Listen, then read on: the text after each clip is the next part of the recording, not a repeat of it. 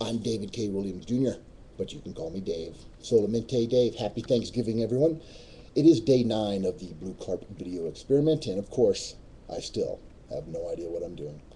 Since today is Thanksgiving, I thought it would be appropriate to point out a piece written by John Stossel. He talks about how the Pilgrims almost died originally because they tried to practice a form of collectivism. Now, if you want to find it, Google Stossel and the lost lesson of Thanksgiving. He describes how the Pilgrims at Plymouth originally set everything up so that the Pilgrims farmed a communal piece of property, and then everyone would get the proceeds of the farm when the crops were brought in, right? Sounds like a beautiful situation. Unfortunately, it didn't work, and it never has worked. When they are on the edge of starvation, the leaders decided to give everyone their own patch of land to work and let them keep what they grew. Surprisingly enough, that worked, and they were able to continue to grow as a colony. Now, what I find almost as entertaining and instructful as Stossel's article itself is the comments underneath it. They're entertaining, and I think it's a great example of the effects of state-run schools. Now, one of the posters who posted something after Stossel's article gets to the point, the underlying problem of all of the collectivists that defend collectivism, socialism, communism, whatever form you want to call it. One guy quoted Christopher Columbus, and he's using this quote as a reason to support socialism. That's the word he uses, and I'll read the quote for you. So this is what Columbus said in this collectivist post. Quote, "The Indians are so naive and so free with their possessions that no one who has not witnessed them would believe it.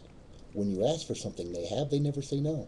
To the contrary, they offer to share with everyone." The poster then points out that, hey, this was Christopher Columbus upon meeting and interacting with the Indians. That sounds like socialism to me. It's not, my friend. This poster, like most collectivists, means well. He makes a simple yet overwhelmingly pervasive mistake. Look at the quote itself. Columbus asked and was voluntarily given what he asked for. That's not socialism. Indeed, where is the government at all in that transaction described in the poster's quote? It's two people voluntarily engaging themselves. The Indian, in this case, engaged in charity. The Indian voluntarily gave to Columbus what Columbus asked for. Where's the government? It's not there. Under all forms of collectivism, Columbus would not have had to ask. The government would have taken from the Indian and then redistributed it to Columbus, of course, taking their cut along the way. That, my friends, is all the difference in the world. It is the difference between charity and robbery. It is the difference between gift and theft. Now, for instance, if I want to help my neighbor, they're in some dire straits, and I decide to go give them some money, that is a moral choice. There is benefit, a moral benefit to that. Now, if I decide my neighbor needs some help, and I cross the street to the guy's house across the street from me, and I take from him and give to my neighbor, well, my neighbor still gets something, right? But the second option there, where I take from someone else, is immoral. Collectivists want to force you to give, like me stealing from my neighbor to give to somebody else. That is immoral. Voluntary transactions are the only moral basis of a society. And yes, free markets are the only moral basis upon which to build a society. Everything else is force, and the initiation of force is immoral. Socialism, communism, government-mandated collectivism, whatever you want to call it, are all immoral. Charity is moral. Free exchange is moral. And with that, I wish you all a happy Thanksgiving.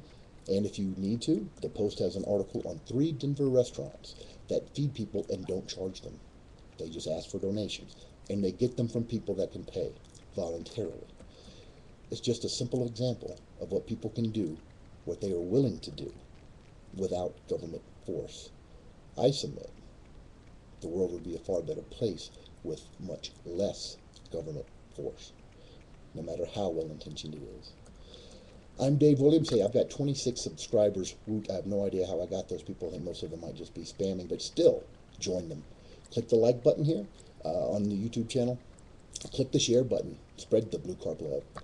Follow me on my blog, BlueCarp.com, Twitter at BlueCarp, Facebook.com/BlueCarp, and for information on the Colorado Legislature, follow me on Twitter at Gadsden Society. Today is Thanksgiving, Thursday, November 25th, 2010. I'm Dave Williams. It's time to eat some turkey and watch some football. Happy Thanksgiving, and let freedom ring.